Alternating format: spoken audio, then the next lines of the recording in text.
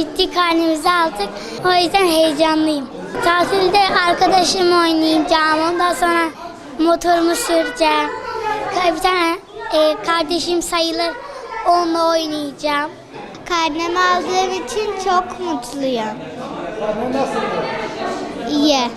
Tatilde kitap okuyacağım, evde dinleneceğim, gezmelere gideceğim. Büyüyünce doktor olmak istiyorum.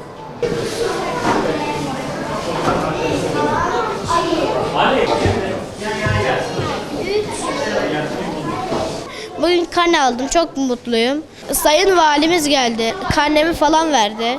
Karnemi aldım, hediyeler falan verildi. Bahçemiz falan var, derslerimi çalışacağım. Ondan sonra yine kayısıda çalışacağım. Bugün karnemizi aldık. Çok mutluyum, heyecanlıyım. Tatilde ne yapmayı düşünüyorsun? Derslerimi çalışacağım. Etkinlik yapmayı düşünüyorum. Kitap okuyacağım.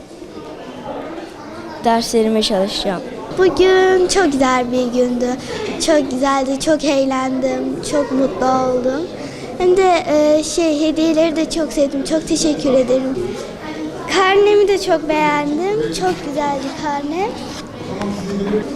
Tatilde gezmeyi, ödev yapmayı, kitap okumayı düşünüyorum. Büyüyünce veteriner olmak istiyorum, bir de avukat olmak istiyorum. İkisinden biri. Karnemi çok beğendim. Özellikle sinema hediye bileti çok güzel. Genellikle gitmeyi düşünüyorum. Tatilde bol bol kitap okuyacağım. Öğrendiğimiz konularla ilgili biraz daha fazla ders çalışacağım. O yüzden de öğrenmiş olacağım. Yani gezmeyi düşünüyorum. Kitap okumayı düşünüyorum, çalışmayı düşünüyorum. Genellikle annem de babam bana çok öğretiyor, çok ders öğretiyor. Onun için onlara da teşekkür ediyorum. Bugün valimiz karne verdi. Şu an çok heyecanlıyım. Hatta hediyeler de verdi bize. Okulu çok özleyeceğim. Tatilde de biz Türkiye'nin yarısını gezmiştik. Bir yarısını daha gezeceğiz.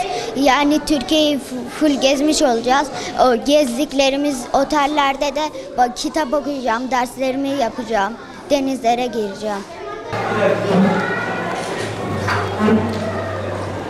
İyi